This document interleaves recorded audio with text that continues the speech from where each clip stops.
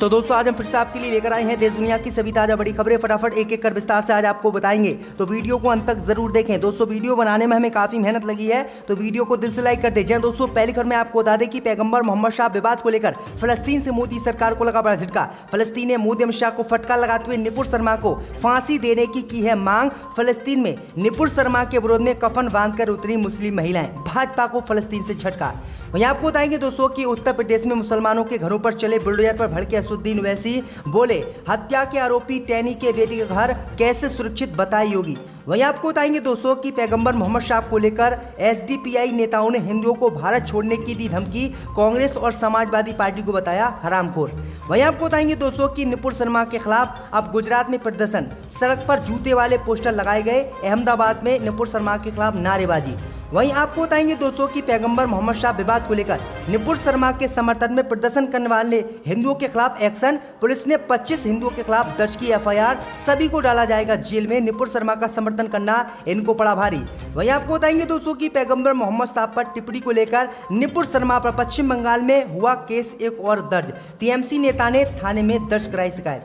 वहीं आपको बताएंगे दोस्तों कि शिवसेना सांसद संजय रावत ने केंद्र की मोदी सरकार पर बोला हमला, कहा 48 घंटे के लिए ईडी और सीबीआई हमारे हाथ में दे दें तो बीजेपी के नेता भी शिवसेना को देंगे वोट। तो दोस्तों सभी खबरों को आपको एक एक कर बताने वाले, वीडियो को लाइक कर चैनल को सब्सक्राइब कर दें और हमें कमेंट करके बताएं कि आपके जिले किस राज्य से हमारी खबरों को देख रहे हैं। इसी बीच पर तो दोस्तों अगली खबर की ओर, तो पैगंबर मोहम्मद शाह विवाद को लेकर फलस्तीन से मोदी सरकार को लगा बड़ा झटका। फलस्तीन ने नुपुर शर्मा की फांसी की मोदी सरकार से की है मांग। फलस्तीन में मोदी सरकार के विरोध में कफन बांधकर उतरी महिलाएं। जब दोस्तों आपको बता दें, ये बड़ी खबर सामने निकल कर आई दोस्तों की पैगंबर मोहम्मद शाह की शान में गुस्ताखी करने वाली बीजेपी नेता को लेकर फलस्तीन से आज मोदी सरकार को बड़ा झटका लगा है।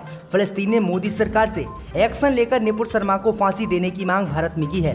दरअसल आपको बता दें कि फलस्तीन में बीजेपी नेता नुपुर शर्मा के बयान का जबरदस्त विरोध हुआ और फलस्तीन में महिलाएं कफन बांधकर बीजेपी नेता नुपुर शर्मा के विरोध में उतरी और उन्होंने मोदी सरकार के खिलाफ मोर्चा खोलते हुए कहा है कि मोदी सरकार को तत्काल पैगंबर मोहम्मद साहब की शान में गुस्ताखी करने वाली नुपुर शर्मा को फांसी देनी चाहिए और उसे गिरफ्तार कर जेल में डालना चाहिए।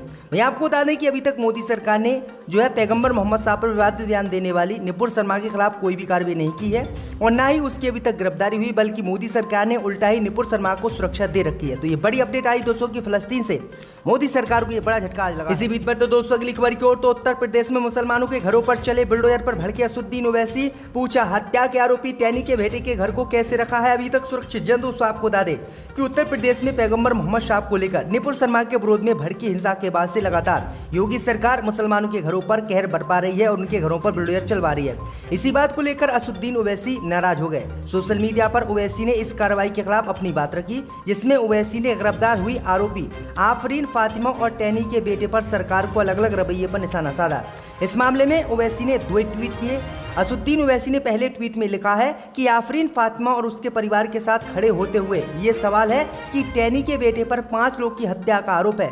सुप्रीम कोर्ट ने उसकी जमानत एक बार रद्द भी कर दी, लेकिन उसका घर सुरक्षित है और जिन लोगों ने पैगंबर मोहम्मद शाह की शान में गुस्ताखी को लेकर विरोध प्रदर्शन किया था उनके घरों पर बुलडोजर चलाया जा रहा है। ये कहाँ का इंसाफ है, ये कहाँ का न्याय है, सरकार और कोर्ट भी हमें बताए। तो ये बड़ी अपडेट आ रही दोस्तों कि जिसने 5 हत्याएं की किसानों की उसका घर सुरक्षित है। कोर्ट ने उसकी जमानत तक रद्द कर दी और हाई कोर्ट ने फटकार भी योगी सरकार को लगाई, लेकिन जिन लोगों ने नुपुर शर्मा यानी एक बीजेपी नेता के खिलाफ विरोध प्रदर्शन किया तो उनके घरों को जमीन दोज मोदी सरकार ने कर दिया क्योंकि वो मुसलमान थे। तो ये बड़ी अपडेट आ रही है। असदुद्दीन ओवैसी बुरी तरह से इस मामले को लेकर योगी सरकार पर भड़क गए हैं। इसी बीच पर तो दोस्तों अगली खबर की ओर, तो पैगंबर मोहम्मद शाह विवाद को लेकर नुपुर शर्मा के समर्थन में प्रदर्शन करने वाले हिंदुओं के खिलाफ एक्शन। पुलिस ने दर्ज की एफआईआर, सभी को डाला जाएगा अब जेल में। जो दोस्तों आपको बता दें, ये बड़ी खबर सामने निकल कर आई दोस्तों की पैगंबर मोहम्मद शाह पर विवादित बयान देने वाली बीजेपी नेता नुपुर शर्मा के समर्थन में हिंदुवादी संगठन और मुसलमानों के खिलाफ कट्टर सोच रखने वाले हिंदू लगातार प्रदर्शन कर रहे हैं और नुपुर शर्मा का खुलकर समर्थन कर रहे हैं। ऐसा ही मामला यूपी के भदोही जिले से सामने आया था, लेकिन आपको बता दें कि अब खबर सामने निकल कर आई दोस्तों की यूपी के भदोही में जिन लोगों ने नुपुर शर्मा के समर्थन में प्रदर्शन किया उन सभी के खिलाफ एफआईआर उत्तर प्रदेश पुलिस ने दर्ज कर ली है और एक्शन की तैयारी है। इन लोगों की अब पहचान की जा रही है कि ये कौन लोग हैं और इन सभी को गिरफ्तार किया जाएगा। वहीं पुलिस ने प्रदर्शन करने वाले 25 से ज्यादा लोगों के खिलाफ ये मुकदमा दर्ज किया है। तो ये बड़ी अपडेट आ रही है दोस्तों कि नुपुर शर्मा का समर्थन करने वाले हिंदुओं को ये बड़ा झटका योगी सरकार ने यूपी में दिया है और सभी पर एफआईआर दर्ज करके गिरफ्तारी की मांग की जा रही है। इसी बीच पर तो दोस्तों अगली खबर की ओर तो शिवसेना ने केंद्र की मोदी सरकार पर बोला हमला, कहा 48 घंटे के लिए ईडी हमारे हाथ में दे दीजिएगा, बीजेपी भी देगी शिवसेना को वोट। जय दोस्तों आपको बता दें कि शिवसेना के नेता संजय रावत ने एक बार फिर केंद्र की मोदी सरकार पर हमला बोला है। उन्होंने केंद्र सरकार पर केंद्रीय जांच एजेंसियों के गलत इस्तेमाल का आरोप लगाते हुए कहा है कि 48 घंटे के लिए ईडी हमारे हाथ में दे दे मोदी, देखिए बीजेपी नेता देवेंद्र फडणवीस भी बीजेपी को वोट करेंगे। दरअसल आपको बता दें कि संजय रावत केंद्र सरकार पर केंद्रीय जांच एजेंसियों का गलत इस्तेमाल करने का आरोप लगाते रहे हैं। वो कहते हैं कि सीबीआई ईडी सब बीजेपी अपने जो है नेता हैं उनके पास तो नहीं भेजती है, जो बीजेपी के खिलाफ बोलते हैं उनके पास भेज देती है और उन्हें डराने की कोशिश की जाती है।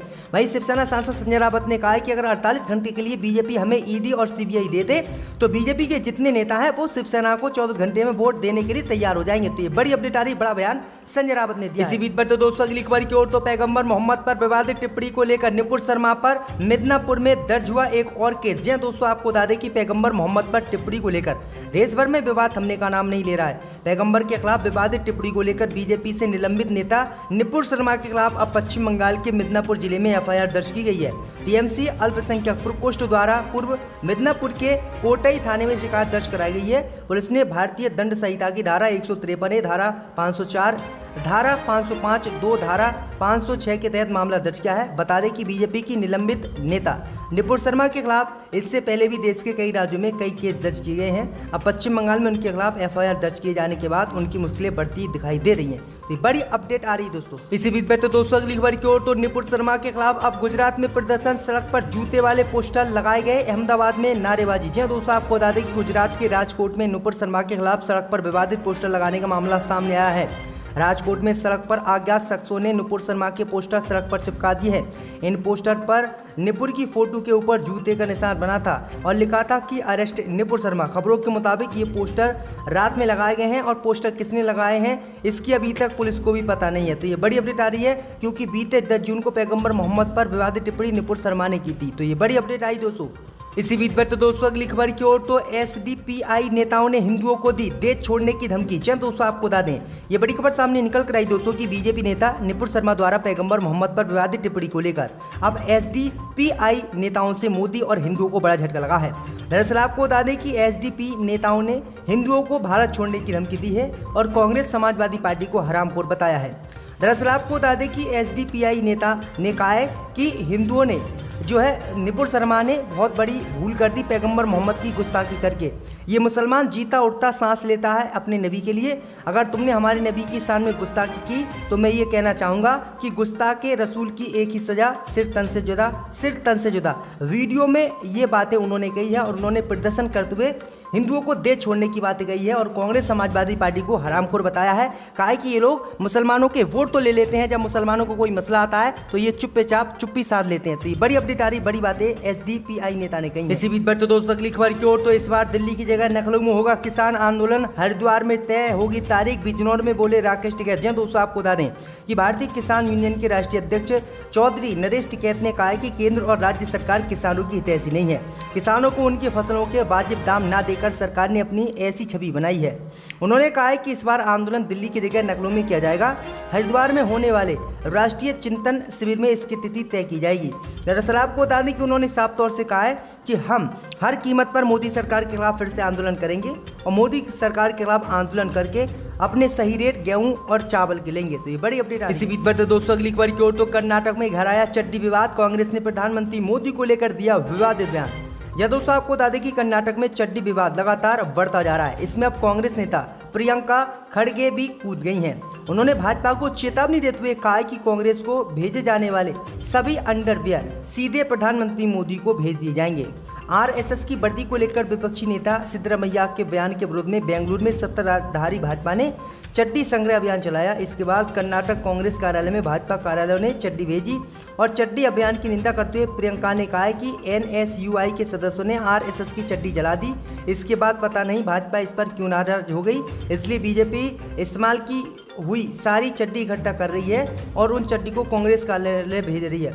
उन्होंने कहा है कि जो चड्डी कांग्रेस पार्टी के कार्यालय बीजेपी द्वारा और आरएसएस के द्वारा भेजी गई थी, उन सभी चड्डी को हम प्रधानमंत्री मोदी को भेज देंगे।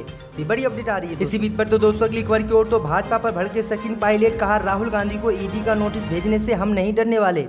यह दोस्तों आपको बता दें कि राजस्थान सरकार के पूर्व डिप्टी सीएम सचिन पायलट ने भाजपा पर भड़कते हुए केंद्र की मोदी सरकार और सुरक्षा एजेंसियों की जांच पर सवाल खड़े किए हैं। पूर्व सीएम पायलट रविवार को लखनऊ दौरे पर थे, जहां उन्होंने कांग्रेस प्रदेश कार्यालय में प्रेस कॉन्फ्रेंस की और जमकर भाजपा को खरी खरी सुनाई। उन्होंने कहा है कि राहुल गांधी और सोनिया गांधी को भेजी गई ईडी की नोटिस एक विशुद्ध रूप से राजनीतिक हथकंडा है। अगर वो लोग सोच रहे हैं कि हम इससे डर जाएंगे तो वे ऐसा गलत सोच रहे हैं। हम ना तो इससे भयभीत होने वाले हैं और ना ही डरने वाले हैं। और उन्होंने केंद्र की और मोदी सरकार और सुरक्षा एजेंसियों पर गंभीर आरोप लगाए।